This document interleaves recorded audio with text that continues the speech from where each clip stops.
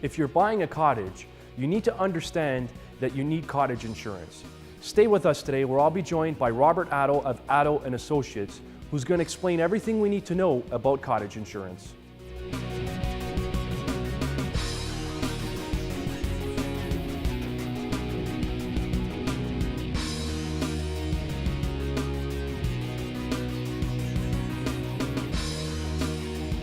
Welcome back to Real Estate 101. Today we're going to talk a little bit about cottage insurance, and I'm pleased to be joined by Robert Atto of Atto Associates. Robert, welcome back to the show. Thanks for having me back again today, Joe.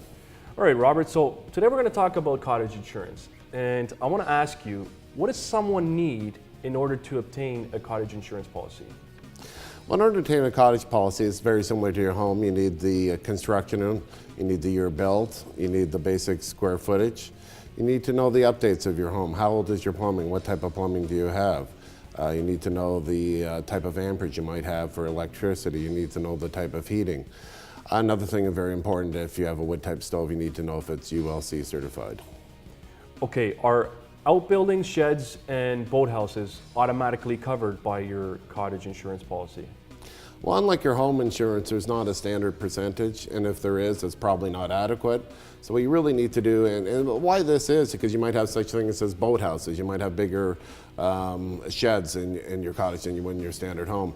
So it's really important that you go through and get a good size of square footage of your outbuildings, and try to get a value, because they vary so much, because a boathouse could be 5,000 to 1,000 square feet.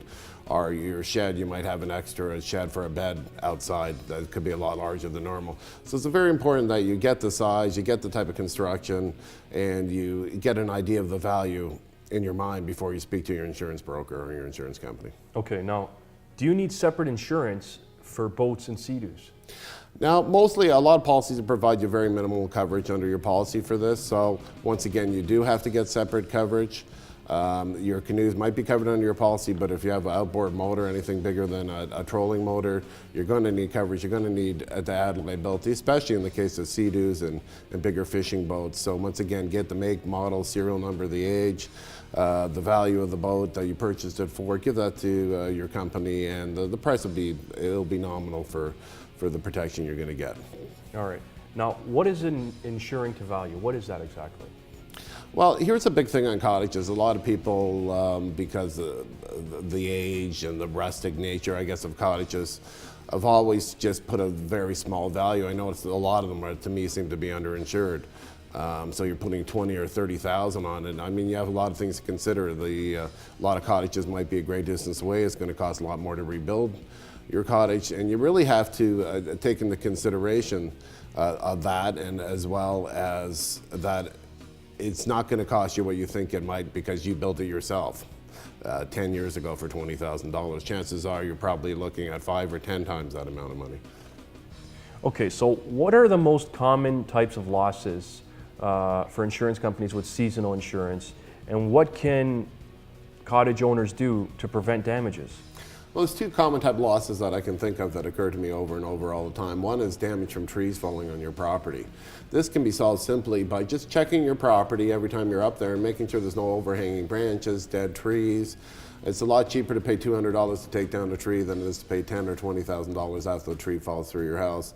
And God knows in a cottage how long it might be before you get back up to and what other damage could happen. The other thing is, I mean, quite simply, it's easy to shut off your water and leave, or easy to forget to shut off your water when you leave. And as you're not there all the time, a breaking pipe could cause devastating damage. So, check your water, make sure it's shut off before you leave. All right, so what are the main issues insurance companies deal with when providing insurance for cottages? Well, some of the main differences between your cottage and your house is the distance. Most cottages are located in rural areas. They may be unprotected by a fire hall, and what companies consider unprotected is in excess of 15 kilometers of a fire hall. Or they could be located on an island. The other consideration is they may not be accessible to roads all year round. So these are the type of things you need to know when you're speaking to your insurance company. The other big thing in my mind that always comes up is the type of heating, because a lot of people in cottages consider it a summer thing, but as you know, some nights in the summer get cold, so people put in wood stoves or they put in some substandard heating. It's very important that when you're checking your cottage, and once again, as noted earlier, if you have a wood stove, that it's properly installed. If you have any type of oil heating, make sure that it's also properly installed. A lot of times in the older cottages, they might put in underground oil tanks. These are highly unacceptable and cause millions of dollars in environmental damage if not properly installed. So very important.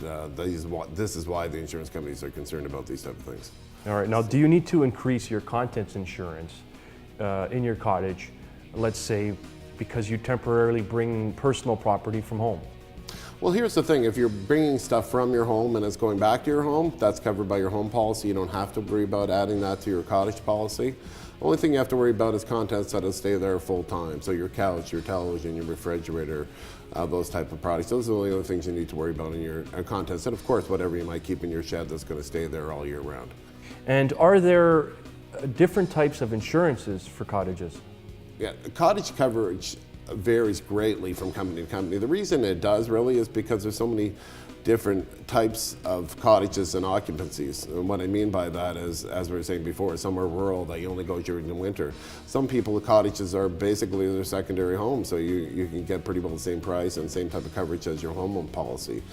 So it's very important that you try to get the best coverage you can for your policy, because the premium difference is not going to be that much, and not getting the proper coverage. And for example, if you might get a fire-only policy and you might have a tree fall through your roof and you didn't have that type of coverage. It's very important that you go through the coverage. It's a little more detailed on seasonal coverage than it would be on your home, strictly because of the different occupancies and the fact that you may or may not be there full year round, or it may or may not be accessible all year round, or it may not even be accessible to a fire department in case of, on an island or something like that. Yeah, I mean, if you're on an island, you can obviously appreciate why you can't just take the water and put it right to your house. You still need the proper equipment to put out a fire. Any last words for anybody thinking about buying a cottage or getting cottage insurance? My last thoughts are, make sure your cottage is insured to value. Unlike home insurance, they don't necessarily offer guaranteed replacement costs on your home, which means if you insure your cottage for $60,000 and it costs $100,000 to rebuild, you're not going to get that $100,000. You're only going to get the $60,000. Another little point here too is that you will only get that you can only get that percentage of loss. So if you're only 60% insured and you have a $10,000 loss, the company can pay you 60% of your loss. So it's not only the event of a total loss, it's an event of a small loss as well.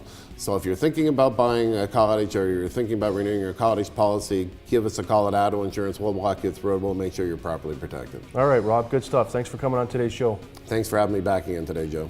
If anybody needs any more information or needs the help of a top insurance broker, they can get in contact with Robert Atto at Atto Associates. I'm your host, Joe Terceira. Thanks for watching, and we'll see you next time.